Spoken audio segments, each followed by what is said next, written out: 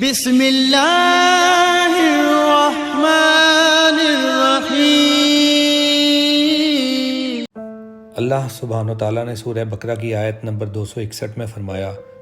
جو لوگ اللہ کی راہ میں اپنے اموال کو خرچ کرتے ہیں ان کے عمل کی مثال اس دانے کی ہے جس سے 7 بالیاں پیدا ہوں اور پھر ہر بالی میں 100 دانے ہوں،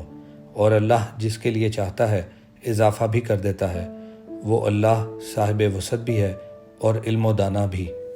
ان آیات سے ہمیں معلوم ہوا کہ بے شک جب کوئی اللہ کی راہ میں اپنا مال خرچ کرتا ہے تو اللہ اس کے مال کو 700 گنا تک بڑھا دیتے ہیں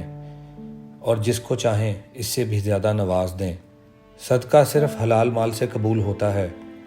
صحیح بخاری کی حدیث نمبر 1410 ہے کہ اللہ کے رسول صلی اللہ علیہ وآلہ وسلم نے فرمایا کہ جو شخص حلال کمائی سے ایک کھجور کے برابر صدقہ کرے اور اللہ تعالیٰ صرف حلال کمائی کے صدقے کو قبول کرتا ہے تو اللہ تعالیٰ اسے اپنے داہنے ہاتھ سے قبول کرتا ہے، پھر صدقہ کرنے والے کے فائدے کے لیے اس میں زیادتی کرتا ہے، بالکل اسی طرح جیسے کوئی اپنے جانور کے بچے کو کھلا پلا کر بڑھاتا ہے، یہاں تک کہ اس کا صدقہ پہاڑ کے برابر ہو جاتا ہے۔ اللہ کی راہ میں خرچ کرنے اور صدقہ دینے سے جو دوسرا فائدہ آپ کو حاصل ہوتا ہے اس کا ذکر جامعہ ترمذی کی حدیث نمبر 664 میں آیا ہے۔ اللہ کے رسول صلی اللہ علیہ وآلہ وسلم نے فرمایا، صدقہ رب کے غصے کو بجھا دیتا ہے اور بری موت سے بچاتا ہے۔ صدقہ صرف مال سے نہیں ہوتا، مومن کی اپروچ اسلام کے تمام پہلوؤں پر ہوتی ہے اور یہی اسلام کی خوبصورتی ہے۔ اگر کسی کے پاس مال نہیں ہے تو وہ کیا کرے؟ کیا وہ محروم ہے صدقے کے اجر سے؟ ایسا نہیں ہے، انسان اپنے اعمال کے ذریعے بھی صدقے کا اجر حاصل کر سکتا ہے۔ صحیح بخاری کی حدیث نمبر 6022 میں اللہ کے رسول صلی اللہ علیہ وآلہ وسلم نے فرمایا، ہر مسلمان پر صدقہ کرنا ضروری ہے۔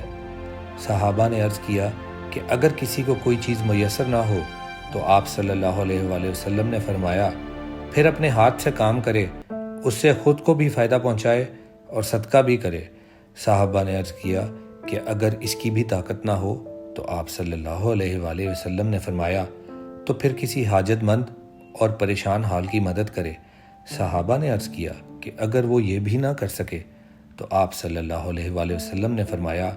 پھر بھلائی کی طرف لوگوں کو رغبت دلائے، یا اگر برائی سے بھی رکا رہے تو یہ بھی اس کے لیے صدقہ ہے۔ اسی طرح صحیح مسلم کی حدیث نمبر 720 میں اللہ کے رسول صلی اللہ علیہ وآلہ وسلم نے فرمایا، ہر تسبیح سبحان اللہ کہنا صدقہ ہے، ہر تمہید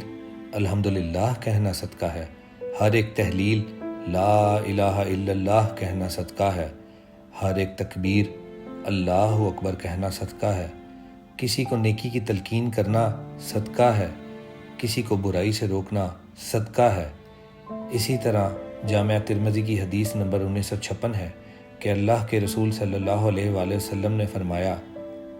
اپنے بھائی کے سامنے تمہارا مسکرانا صدقہ ہے، بھٹک جانے والی جگہ میں کسی آدمی کو تمہارا راستہ دکھانا صدقہ ہے، نابینا اور کم دیکھنے والے کو راستہ دکھانا صدقہ ہے، پتھر کانٹا اور ہڈی راستے سے ہٹانا صدقہ ہے، اپنے ڈول سے اپنے بھائی کے ڈول میں تمہارا پانی ڈالنا صدقہ ہے۔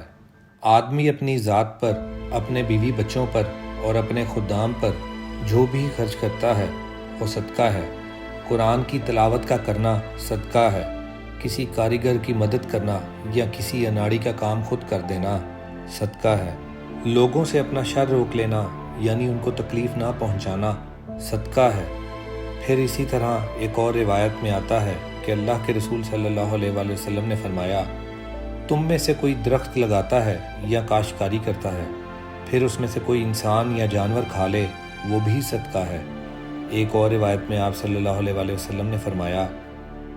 مہمان نوازی 3 دن کی ہے، جو اس سے زیادہ کرتا ہے وہ صدقہ ہے۔ 2 آدمیوں کے درمیان عدل کرو صدقہ ہے، تمہارا کسی آدمی کی اس کے جانور کے متعلق مدد کرنا کہ اسے اس پر سوار کروا دو یا اس کا سامان سواری پر اٹھا کر رکھو صدقہ ہے، ہر اچھی بات صدقہ ہے، ہر قدم جس سے تم مسجد کی طرف چلتے ہو صدقہ ہے، کسی گونگے بہرے کو بات سمجھا دینا صدقہ ہے، مدد کے لیے پکارنے والے مصیبت زدہ کی مدد کے لیے تیزی سے دوڑ کے جانا اور اس کی مدد کرنا صدقہ ہے، اور آپ صلی اللہ علیہ وآلہ وسلم نے اسی طرح فرمایا ہر نیکی صدقہ ہے۔